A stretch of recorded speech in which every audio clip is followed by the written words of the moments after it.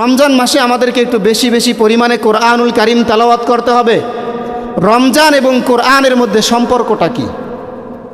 একটু আগেই বলেছিলাম, বিশ্ব নবী সাল্লাল্লাহু আলাইহি ওয়াসাল্লাম রমজান মাস যখন আসতো, বিশ্ব নবী সাল্লাল্লাহু আলাইহি ওয়াসাল্লাম নিজে কোরআনুল কারীম তেলাওয়াত করতেন, জিব্রাইল শুনতেন। জিব্রাইল কে বলেন তো? সর্বশ্রেষ্ঠ ফেরেশতা জিব্রাইল আমিন আলাইহিস সালাতু ওয়াস সালাম, ওহির ধারক এবং বাহক। যে ব্যক্তি এই কোরআনুল কারীম রাসূলের উপর নাজিল যেটা হতো এটা যিনি নিয়ে আসতেন, এমন একজন ফেরেশতা জিব্রাইল আমিন আলাইহিস সালাতু ওয়াস সালাম, এই জিব্রাইলকে বিশ্ব নবী সাল্লাল্লাহু আলাইহি ওয়াসাল্লাম কোরআনুল কারীম তেলাওয়াত করে করে শোনাতেন। সুবহানাল্লাহ। রমজান মাসে জিব্রাইল আমিন শুনতেন, আবার জিব্রাইল আমিন তেলাওয়াত করতেন, বিশ্ব নবী সাল্লাল্লাহু আলাইহি ওয়াসাল্লাম শুনতেন। সুবহানাল্লাহ। তাহলে রমজান এবং কোরআনের একটা গভীর সম্পর্ক আছে। সেই সম্পর্কটা কি? আল্লাহ পাক রব্বুল আলামিন সূরাতুল বাকারা 185 নম্বর আয়াতের মধ্যে বলেন, শাহরু রমাদানাল্লাযী উনজিলা ফীহিল কুরআন হুদাল লিন্নাস ওয়া বাইয়িনাতিম মিনাল হুদা ওয়াল ফুরকান। যদি আপনাদেরকে আমি জিজ্ঞাসা করি রমজান মাসটা কি, রমজান কাকে বলে, আপনারা কি জবাব দিবেন বলেন তো? আপনারা জবাব দিবেন যেই মাসে রোজা রাখা হয় সেটাকে রমজান মাস বলে, কি বলেন? অথবা কেউ কেউ জবাব দিবেন হিজরি মাসের নবম মাসকে রমজান মাস বলা হয়, এই তো। অথবা কেউ কেউ বলবেন শাবান মাসের পরের মাসটা হচ্ছে রমজান মাস, এই তো আমাদের উত্তর। আল্লাহ পাক রব্বুল আলামিন রমজান মাসের পরিচয় দিচ্ছেন। আল্লাহ তাআলা রমজানের পরিচয় সম্পর্কে কি বলেন শুনবেন, মনোযোগ দিয়ে শুনতে হবে। আল্লাহ পাক রব্বুল আলামিন রমজান মাসের পরিচয় দিচ্ছেন, শাহরু রমাদানাল্লাযী উনজিলা ফীহিল কুরআন। শাহরু রমাদান, রমজান হলো সেই মাস, আল্লাযী উনজিলা ফীহিল কুরআন, যেই মাসে আল্লাহ পাক রব্বুল আলামিন কোরআনুল কারীম নাজিল করেছেন। সুবহানাল্লাহ। তাহলে রমজানের পরিচয় দিয়েছেন আল্লাহ তাআলা। কে দিয়েছেন? আল্লাহ তাআলা পরিচয় দিয়েছেন। কি দিয়েছেন? যে এটা হলো এমন এক মাস, রমজান মাস, যেই মাসে আল্লাহ তাআলা কোরআনুল কারীম নাজিল করেছেন। একটা পরিচয় দিয়েছেন, খুব লক্ষ্য করুন, সামনে আরও বেশি মজা আছে। আল্লাযী উনজিলা ফীহিল কুরআন হুদাল লিন্নাস। এই কোরআনটা হচ্ছে মানব জাতির জন্য হেদায়েত স্বরূপ। ওয়া বাইয়িনাতিম মিনাল হুদা ওয়াল ফুরকান। এটা শুধুমাত্র হেদায়েত স্বরূপ না, এটা হচ্ছে হেদায়েতের প্রমাণ স্বরূপ। দুইটা, এটা হচ্ছে হেদায়েত, এক নাম্বার হুদাল লিন্নাস, মানব জাতির জন্য হেদায়েত স্বরূপ। দুই নাম্বার ওয়া বাইয়িনাতিম মিনাল হুদা ওয়াল ফুরকান, হেদায়েতের সুস্পষ্ট প্রমাণ স্বরূপ। ওয়াল ফুরকান, তিন নাম্বার সত্য মিথ্যার পার্থক্যকারী। সুবহানাল্লাহ। এইবারে একটু লক্ষ্য করুন, আল্লাহ পাক রব্বুল আলামিন রমজানুল মুবারক মাসের পরিচয় দিচ্ছিলেন, কিন্তু রমজানের পরিচয় দিলেন একটা। কি পরিচয় দিয়েছেন? আল্লাযী উনজিলা ফীহিল কুরআন। রমজান মাস হচ্ছে সেই মাস যেই মাসে আল্লাহ তাআলা কোরআনুল কারীম নাজিল করেছেন। খুব মনোযোগ দেন। একটা পরিচয় দিয়েছেন, কি? এই মাসে আল্লাহ তাআলা কোরআনুল কারীম নাজিল করেছেন, কিন্তু কোরআনুল কারীমের পরিচয় দিয়েছেন আল্লাহ তাআলা তিনটা। কোরআনের পরিচয় দিয়েছেন তিনটা। এক নাম্বার হুদাল লিন্নাস, এই কোরআন হচ্ছে মানব জাতির জন্য হেদায়েত স্বরূপ। দুই নাম্বার ওয়া বাইয়িনাতিম মিনাল হুদা, এটা হচ্ছে হেদায়েতের সুস্পষ্ট প্রমাণ স্বরূপ। ওয়াল ফুরকান, সত্য মিথ্যার পার্থক্যকারী। এবার একটু চিন্তা করে বলুন তো, রমজান মাসের পরিচয় আল্লাহ তাআলা দিয়েছেন একটা, আর কোরআনুল কারীমের পরিচয় দিয়েছেন তিনটা। তাহলে শ্রেষ্ঠত্ব কার, রমজানের নাকি কোরআনের বলেন তো? কোরআনুল কারীমের শ্রেষ্ঠত্ব। আলহামদুলিল্লাহ, বুঝতে পেরেছেন। এবার আসি, এই রমজান মাস হচ্ছে সর্বশ্রেষ্ঠ মাস। 12 মাসের মধ্যে সর্বশ্রেষ্ঠ মাস কোনটা? রমজান মাস। যদি আপনারা আমাকে প্রশ্ন করেন, হুজুর এই রজব মাসে আপনি আলোচনা করেছিলেন, আল্লাহ পাক রব্বুল আলামিন 4টা মাসকে বিশেষ সম্মান দিয়েছেন।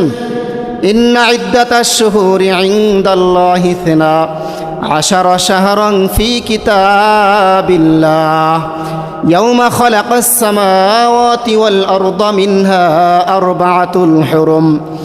আল্লাহ পাক রব্বুল আলামিন এই আয়াতের মধ্যে 4টা মাসকে বিশেষ সম্মান দিয়েছেন। জিলকদ, জিলহজ, মুহররম এবং হচ্ছে রজব মাস। এই 4টা মাসকে আল্লাহ তাআলা বিশেষ সম্মান দিয়েছেন, কিন্তু এর মধ্যে তো রমজানের নাম নাই। তাহলে রমজান মাস কি কারণে সর্বশ্রেষ্ঠ হলো? প্রশ্ন আসতে পারে না?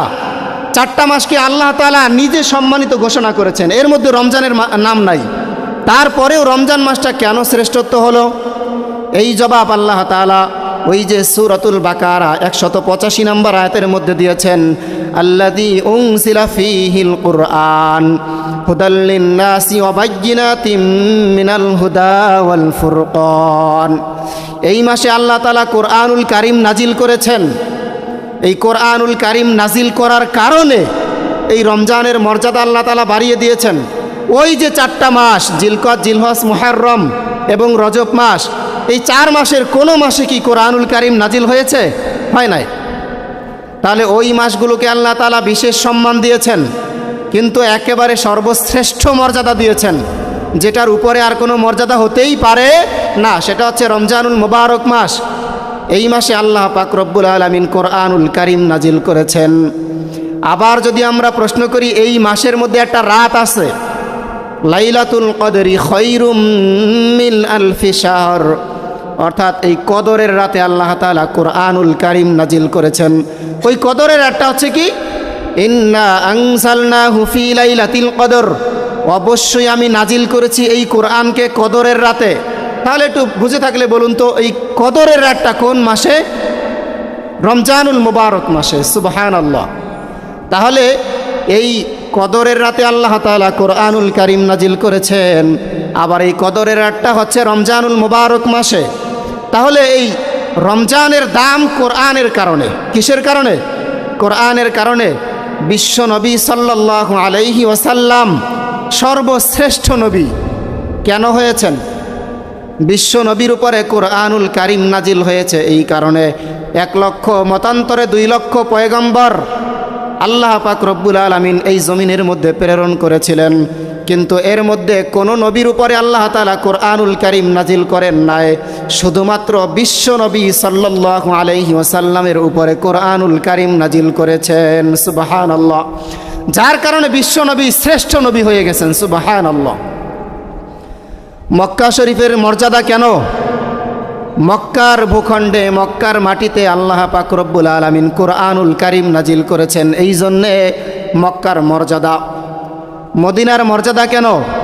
মদিনা শরীফের জমিনের মধ্যে আল্লাহ পাক রব্বুল আলামিন কোরআনুল কারীমের বহু সূরা নাজিল করেছেন। আমরা যে কাপড়টা ফেলে দেই, এই কাপড় দিয়ে যে গিলাফ বানানো হয়, এই গিলাফের মর্যাদা কেন?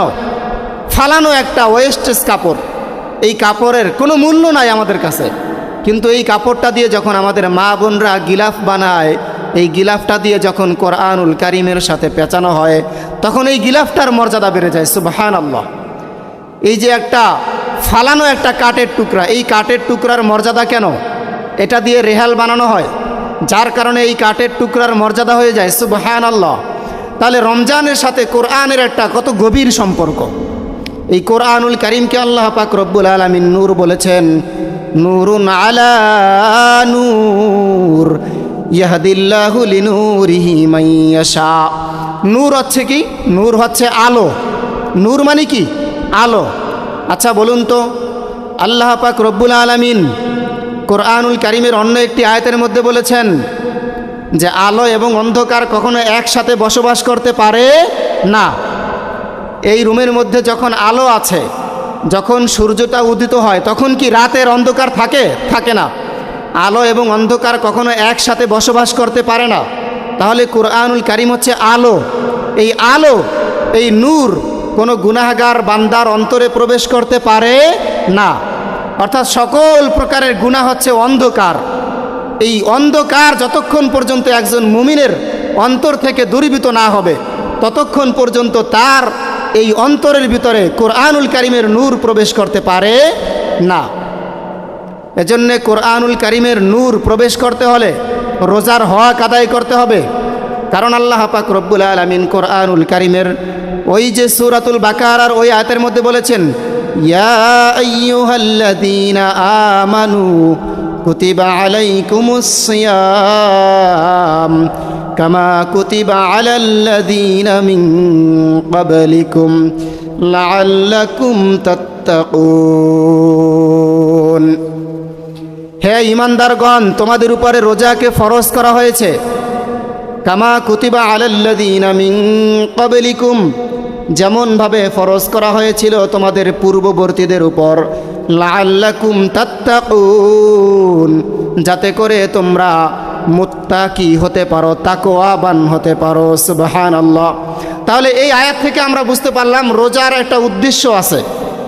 রোজার উদ্দেশ্য হচ্ছে তাকওয়াবান মুমিন পয়দা করা।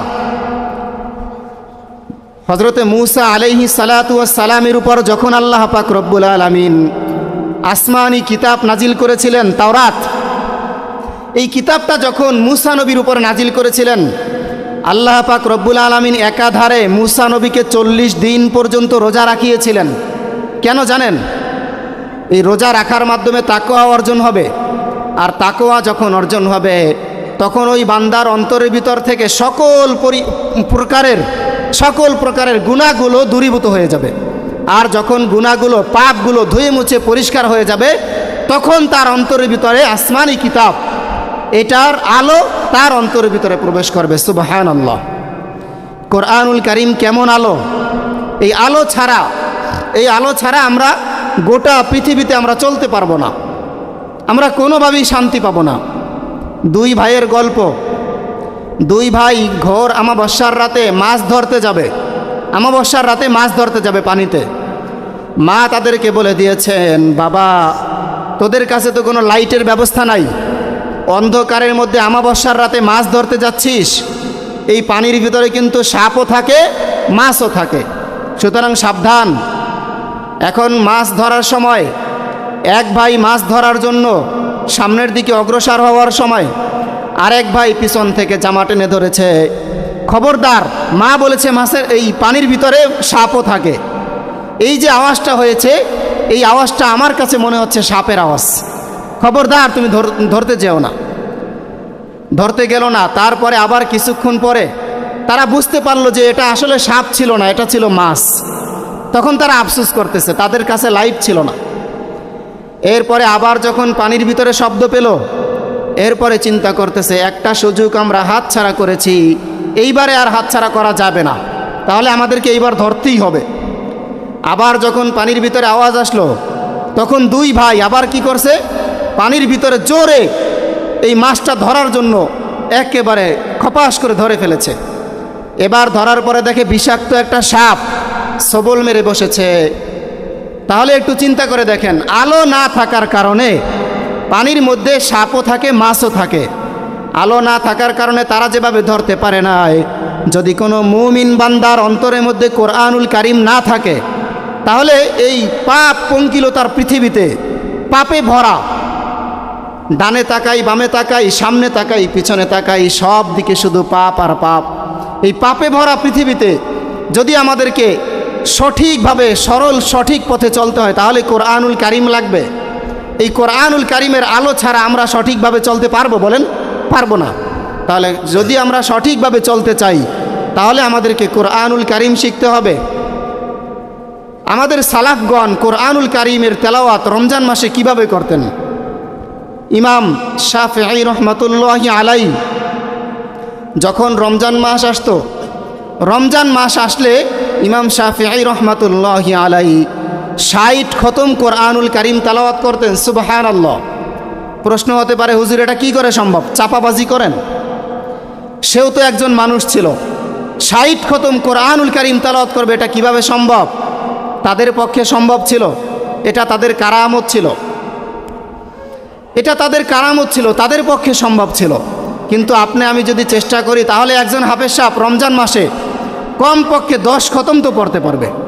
এটা তো তার জন্য কোনো ব্যাপার না। রমজান মাসে একজন হাফেজ সাহেব 10 খতম কোরআনুল কারীম তেলাওয়াত করতে পারবে না? 3 দিনে 1 খতম, অর্থাৎ 1 দিনে 10 পারা। এটা কি কোনো হাফেজ সাহেব করতে পারবে না? অবশ্যই পারবে। তাহলে আমাদের পক্ষে সম্ভব। আমাদের জমানায় এমনও অনেক হাফেজে কোরআন আছে যারা দৈনিক 15 পারা কোরআনুল কারীম তেলাওয়াত করতে পারে। আবার অনেক পরহেজগার বুজুর্গ মানুষ আছে যারা দৈনিক 24 ঘন্টার মধ্যে শুধুমাত্র তাদের জরুরতটা প্রয়োজনটা সারে, আর বাকি সময় শুধুমাত্র কোরআনুল কারীম তেলাওয়াত করে। অনেক বুজুর্গ রমজান মাস আসলে তারা কি করতেন জানেন? এই যে রমজান মাসে শুধুমাত্র কোরআনুল কারীম তেলাওয়াত, অন্য কোনো ইবাদত বন্দিগি তারা করতো না। মানে কি করতো না?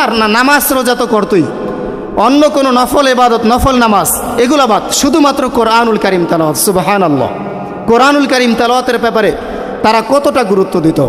তাহলে যেই কোরআন আমাদেরকে জাহান্নাম থেকে মুক্তি দিয়ে জান্নাতের দিকে নিয়ে যেতে পারে, সেই কোরআনুল কারীম তেলাওয়াত আমাদের দরকার আছে না নাই বলেন তো? এই রমজান মাসে আমাদেরকে বেশি বেশি করে কোরআনুল কারীম তেলাওয়াত করতে হবে। তাহলে রমজানে আমরা কি কি আমল করব?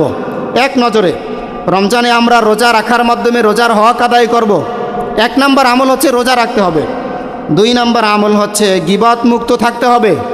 জবান দ্বারা কোনো ব্যক্তির গীবাত করা যাবে না, গীবাত মুক্ত থাকতে হবে। 3 নম্বর আমল হচ্ছে গুনাহ মুক্ত রোজা রাখতে হবে। রোজাও রাখলাম, গুনাহও করলাম, তাহলে কি হবে বলেন? হবে না। রোজাও রাখলাম, গুনাহও করলাম, তাহলে আমার এই রোজা কবুল হবে না। 3 নম্বর আমল হচ্ছে গুনাহ মুক্ত, সকল প্রকার গুনাহকে আমাদেরকে পরিত্যাগ করতে হবে। 4 নম্বর আমল হচ্ছে 5 ওয়াক্ত নামাজ জামাতের সাথে আদায় করতে হবে। রমজান মাসেও যদি আমাদের জামাত ছুটে যায় তাহলে এর থেকে বড় আর কোনো অপরাধ থাকতে পারে না। 5 নম্বর আমল হচ্ছে কোরআনুল কারীম তেলাওয়াত করতে হবে। যেহেতু এই রমজানের সর্বশ্রেষ্ঠত্ব মর্যাদা আসছে কোরআনুল কারীমের কারণে, তাহলে আমাদের একটা আমল বেশি বেশি পরিমাণ করতে হবে। সেই আমলটা কি বলেন তো? কোরআনুল কারীম বেশি বেশি পরিমাণ তেলাওয়াত করতে হবে।